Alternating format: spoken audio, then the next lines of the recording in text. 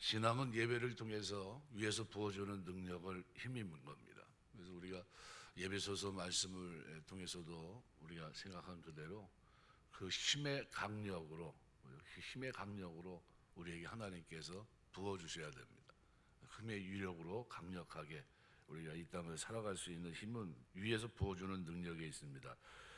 고린도후서 4장 7절 보면 우리가 이 보배를 질그릇에 가졌으니 이는 능력이 심히 큰 것이 하나님께 있고 우리에게 있지 아니함을 알게 하려 함이라.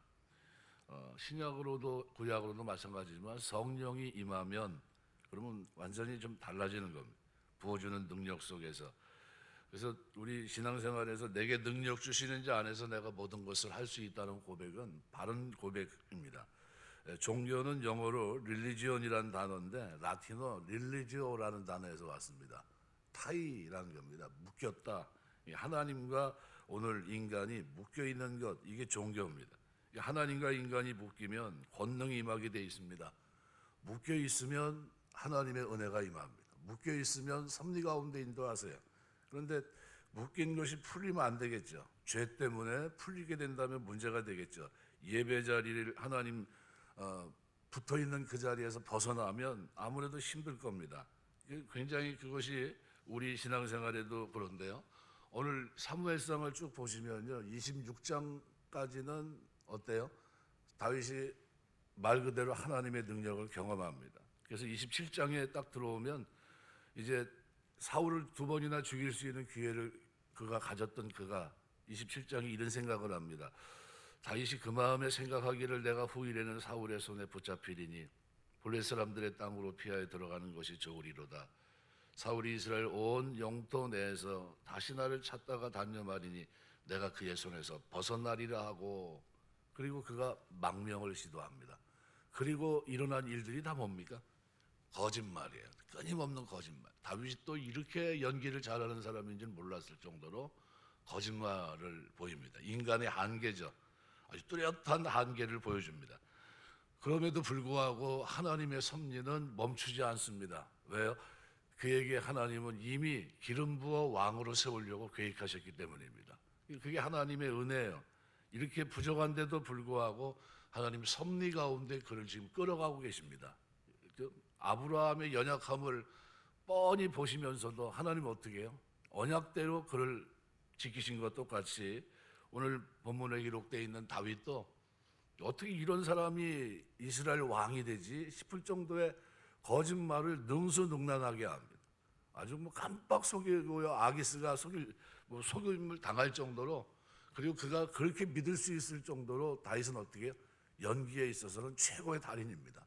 그렇게까지 했는데 그 배후에는 누가 있습니까? 하나님의 섭리가 있었던 겁니다. 그래서 섭리라고 하는 라틴어는 파생된 단어가 하나님이 준비하신다는 뜻이에요. 우리 인생길을 걸어가면서 하나님이 저와 여러분의 길을 준비하시는 줄 믿습니다. 하나님이 선한 길로 인도하세요. 예배의 은혜, 예배의 능력을 경험하고 살아가는 동안에, 그죠? 연약함에도 불구하고 섭리 가운데 인도하신 하나님은 하나로 묶여있는 우리의 삶에 은혜 주시지 않겠습니까? 섭리로 인도하는 것이 너무나도 당연해요. 하나님은 창조주 하나님이십니다.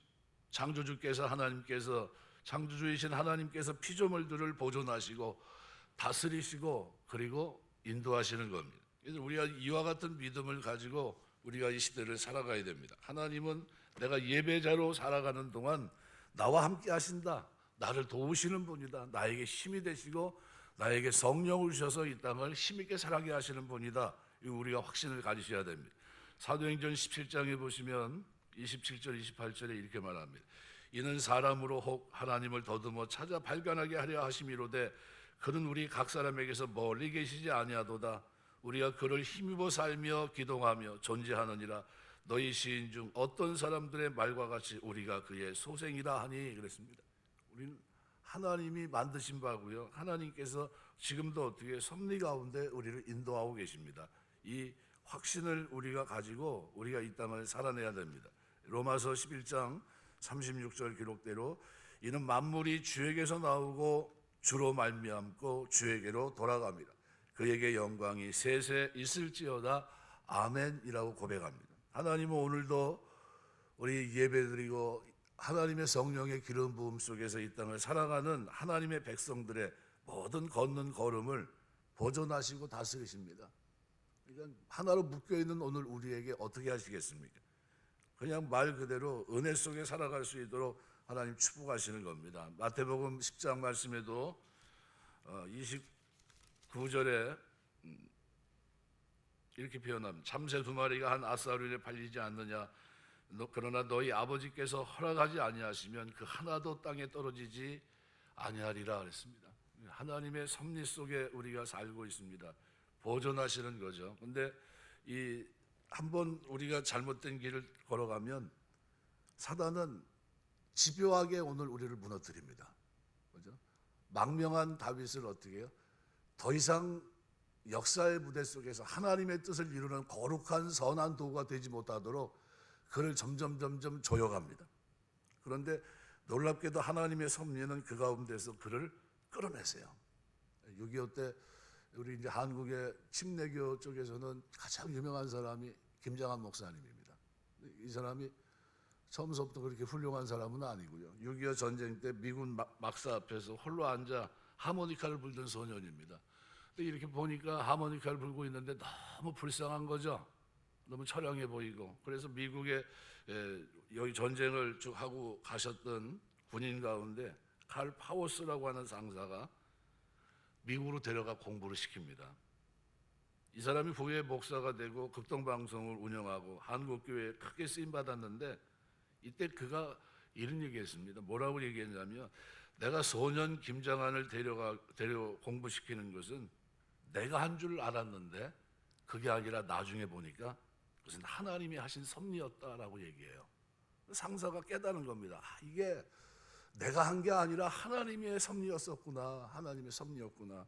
우리가 우리 일상 살아가면서 여러분이 살아가면서 예배자로 살아갈 때 하나님은 하나님의 선한 섭리를 우리에게 이루시는 줄 믿습니다. 그러니까 자신 있게 사셔야 돼요. 나는 도와주는 사람이 하나도 없다 이렇게 생각하시면 안 됩니다. 불신앙이에요. 나는 하나님이 나를 돕고 계세요. 섭리 가운데 내가 예배자로 하나님 앞에 살아가는 동안 하나님은 나를 어떻게 놓지 않으세요. 놓지 않으세요. 제가 아침에 그 얘기를 하면 조금 그럴지 모르겠지만요. 미국의 제1차 대각성운동을 일으켰던 티모시 트와이트라고 하는 분이 계신데 조나단 에드워드의 외손자입니다. 우리가 찬송가 208장 찬송을 부르면 그 사람이 개혁을 해나갔던 찬송인데요. 내 주의 나라와 주 계신 성전을 내가 사랑한다고 고백하면서 찬양을 했던 사람인데요. 19세기 초반은 신학적으로 좌경화의 길을 걷던 시대였고 하나님을 무시하고 자유주의에 빠졌던 그런 시대입니다. 사람들은 말씀을 떠났고 가슴은 냉랭하고 신앙은 완전히 초토화됐어요. 예배의 자리에서 벗어났기 때문이죠. 그러니까 이 예배를 회복시켜야 되겠는데 그래서 그가 티모시 트와이트는 내가 하나님 말씀에 불을 붙이겠다 결심하고 사명감으로 예일 대학에 들어갑니다. 그리고 거기서 교수가 됐고 총장이 됐는데 총장이 된 그의 설교는 예일 대학교 학생들의 가슴에 불을 붙입니다. 그 당시 모든 대학이 다 좌경화 길을 걷고 있었는데 예일 대학만큼은 예외였습니다. 왜요? 총장 이 티모시 때문에 영적 부흥 운동이 일어납니다. 그의 설교가 영적 부흥을 일으켰고 한 사람의 능력이 과소평가되지 말아야 되는 것은 하나님 앞에 예배하고 예배에 대한 비전과 꿈을 가진 그 사람들을 하나님은 반드시 사용하십니다. 그래서 이 티모시 트와이트의 능력의 원천은 예배입니다. 항상 예배 드릴 때마다 208장 내 주의 나라와 주 계신 성전 피 흘려 사신 교회를 늘 사랑합니다. 이 5절로 되어 있는 이 노래를 부르면서 그 영적 대각성 부흥 운동을 일으킵니다. 근데 이 찬송을 부르면서 개혁을 했는데 근데 그의 힘은 어디 있습니까?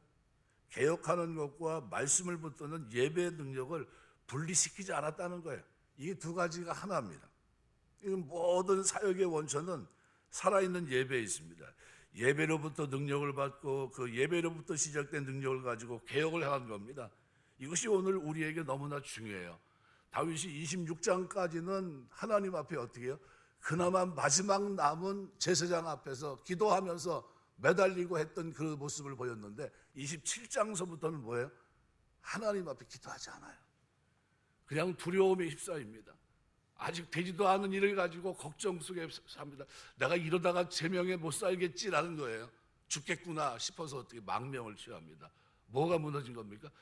예배, 하나님 앞에 예배드리고 기도했던 그 일상의 삶, 가장 거룩한 그 삶이 거기 무너졌던 거예요. 그리고 보시는 그대로요, 말도 안 되는 그 길을 걸어갑니다. 하나님이 없어 보이고 하나님이 도와줄 것도 가지 않은 적국의 땅에서 뭐 하고 있습니까? 계속 끊임없는 거짓말, 거짓행위, 거짓말, 그걸로 반복하면서 신임을 얻을 정도의 거짓말, 그를 깜빡 속이는 거짓말, 이게 그가 그동안에 그 땅에서 보여줬던 겁니다. 이 사람이 진짜 이스라엘 왕이 맞아? 기름 부음 받은 사람이 맞아? 싶을 정도의 삶을 살아갑니다. 뭐 때문이죠? 예배 자리를 놓쳤기 때문이에요. 기도의 자리를 놓쳤기 때문이고, 우리 신앙생활도 마찬가지입니다. 우리 신앙생활 하면서 건강한 예배자가 되시기 제 이름으로 축원합니다. 한국교회가 왜 이렇게 됐을까? 이유는 딱 한 가지예요. 예배 자리를 포기했기 때문입니다. 누가 예배 자리를 언제 우리가 포기했습니까? 부모들이 자녀들을 예배 자리에서 벗어나게 만들어줬어요. 예배 열애로 그들을 빼줬던 겁니다. 걱정하지 마. 나중에 너 대학 가서 공부하면 예배 드리면 돼. 그리고 이제 빼줬어요. 빼준 아이들이 지금 못 들어오고 지금 그러고 있는 겁니다. 그 공간이 너무나 크게 갭이 한 20년 정도 공간이. 그래서 지금 어떻게 해요? 50 이상서부터 50 이하, 그리고 지금 뭐 거의 30 사이에 그 중간층은요, 세상에 다 있습니다. 어렸을 때 주일학교 다닌 것도 맞고요. 그런데 세상에서 그렇게 뭘 다 잃어버린 겁니까? 예배 능력을 다 잃어버린 거예요. 하나님이 살아계심을 경험했어야 되는데 그걸 못한 겁니다. 그것이 그들의 실패의 모습이에요. 사단은 다윗을 어떻게 합니까? 이참에 완전히 무너뜨리고 하나님의 뜻을 무너뜨리려고 그냥 엄청나게 그냥 가진 방법을 다 사용합니다. 그런데 놀랍게도 하나님의 구속사는, 하나님의 기름 부으시고 뜻을 정하신 이 뜻은 굽혀지지 않습니다. 하나님의 구속사는 단절되지 않았습니다. 사람이 실수를 해도 하나님은 그 일을 이루어 가십니다. 이것이 하나님의 은혜예요. 다윗의 실수는 다윗을 이스라엘 왕으로 세우고자 하시는 하나님의 계획을 수포로 돌아가게 할 수 있었습니다. 이것은 다윗 자손 가운데 인류를 구원할 메시아를 나게 하시려는 하나님의 원대한 구속 계획을 그는 무너지게 하는 일을 할 수도 있었던 겁니다. 엄청난 위기입니다. 다윗 일생에 하나님이 다윗을 기름 붓고 난 후에 가장 큰 위기가 바로 이때였어요. 기도하지 않고 예배 자리를 떠났을 그때였습니다. 도무지 소망이 없어 보입니다. 근데 3절 이하에 보면 뜻밖의 일들이 벌어져요. 블레셋 방백들이 다윗의 이 출전을 반대하는 겁니다. 생각하지도 못했던 일이에요. 출전을 그를 앞세워 싸웁시다 했으면 그냥 끝나는 거였습니다. 다윗 말고 하나님은 다른 사람을 선택했어야 돼요. 그런데 놀랍게도 블레셋 방백들이 다윗의 출전을 반대합니다. 블레셋 방백들은 막상 전쟁이 벌어지면 다윗이 자신을 배신하고 자신들을 칠 것이라는 생각을 하죠. 아무것도 하나님 앞에 한 거 없는데 하나님 섭리 가운데 오늘 우리에게 이렇게 유익하게 하십니다. 하나님의 뜻을 이루어가세요. 다윗이 전쟁 중에 배신한다는 이 불가능한 일을 그들은 마치 사실적인 것처럼 그렇게 생각했고, 그리고 마침내 다윗의 참전을 극구 반대합니다. 결과적으로 그를 이스라엘의 새로운 왕으로 세우고자 하셨던 하나님의 계획과 더 나아가서 다윗의 자손 가운데 인류 구원자가 나게 하시려는 하나님의 뜻은 이루어지게 됐던 겁니다. 다윗이 전쟁에 참여하지 않게 된 것은 블레셋 방백들이 다윗을 불신한 결과이지만 그 배후에는 당신의 구속사 계획을 실패로 돌아가지 않게 하시는 하나님의 은혜였습니다. 강권적인 하나님의 섭리였습니다. 이러한 사실이 보여주듯이 우리가 하나님의 택한 사람이 실수를 한다 할지라도 하나님은 어떻게 해요? 반드시 뜻을 이루십니다. 우리가 살아가면서 나는 하나님과 묶여있는 사람이다. 종교적으로 어떻게 해요? 하나님이 부어주는 은혜, 성령의 은혜 속에서, 말씀의 능력 속에서 우리가 이 땅에 살아가는, 나는 하나님의 백성이다. 그 힘의 강력으로, 하나님 그 힘의 위력으로 나를 강력하게 하신다면 나는 세상이 감당 못하는 믿음의 사람으로 이 땅을 살 수 있다. 이것이 내 생명이다. 이걸 가지고 있어야 됩니다. 근데 다윗에게 이 모습이 결여됐을 때 그에게는 말 그대로 일생의 기억이 될 만한 그릇된 길을 걸어가면서 뭐만 생각났을까요? 변명과 거짓말, 변명과 거짓말로 일관하면서 600명과 함께 참 부끄러운 시간들을 보내는 모습을 우리가 볼 수 있습니다. 인간은 뚜렷한 한계가 있습니다. 연약합니다. 그럼에도 불구하고 하나님은 오늘 우리에게 은혜를 베푸십니다. 말씀을 맺겠습니다. 이 독사 가운데 부시 마스터란 뱀이 있는데요, 얼마나 아름다운지 새도 잡아먹는다고 그래요. 어떻게 잡아먹습니까? 너무 아름다우니까요, 빨려 들어가는데요, 보다 보면 자기도 모르게 어떻게 해요?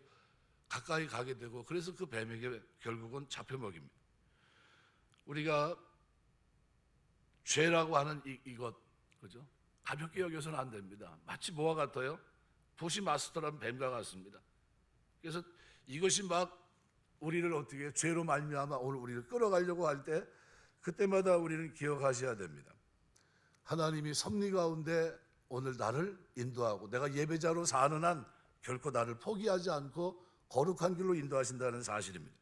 이사야 44장 28절에 보면 이렇게 표현합니다. 고레스에 대해서는 이르기를 내 목자라 그가 나의 모든 기쁨을 성취하리라 하며, 예루살렘에 대하여는 이르기를 중건되리라 하며, 성전에 대하여는 내 기초가 놓여지리라 하는 잔이라, 이렇게 기록합니다. 하나님은 고레스 왕 앞에서 나의 목자라 그가 나의 모든 계획을 성취하리라, 하나님의 섭리에 대해서 설명을 하고 있습니다. 우리 신앙생활도 마찬가지입니다. 잠언 21장 1절 보면 왕의 마음이 여호와의 손에 있음이 마치 봇물과 같아서 그의 임의로 인도하시느니라 그랬습니다. 수로와 봇물은 수로를 말합니다. 왕의 마음이 수로와 같다는 겁니다. 농부가 밭에 물을 대기 위해서 수로를 마음대로 고치듯이요, 하나님은 왕의 마음을 자기 마음대로 주장하신다는 거예요. 그러면 가만히 생각해 보세요. 하나님이 우리가 이 땅에 사는 동안 예배자로 하나님의 능력을 부음받은 하나로 묶여서 이 땅을 사는 동안 하나님 우리에게 섭리를 이루시겠습니까? 못 이루시겠습니까? 그 능력으로 반드시 이루실 줄 믿습니다.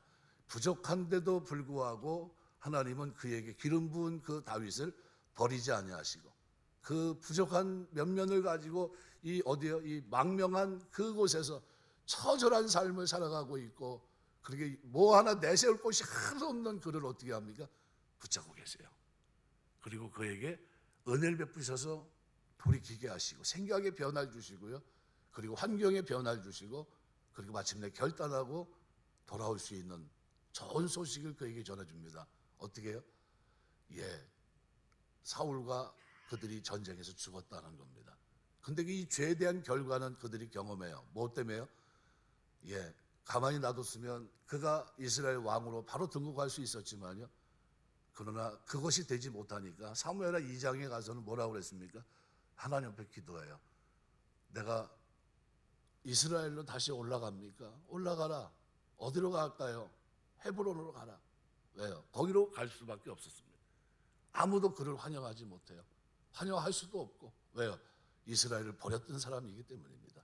그래서 7년 6개월을 기다려야 됐고요. 뭐 때문입니까? 망명 생활 때문이었어요. 그리고 그 7년 6개월이 지난 후에 다윗이 이스라엘 전체 왕으로 등극하게 됩니다. 죄는 가볍지 않다는 거예요.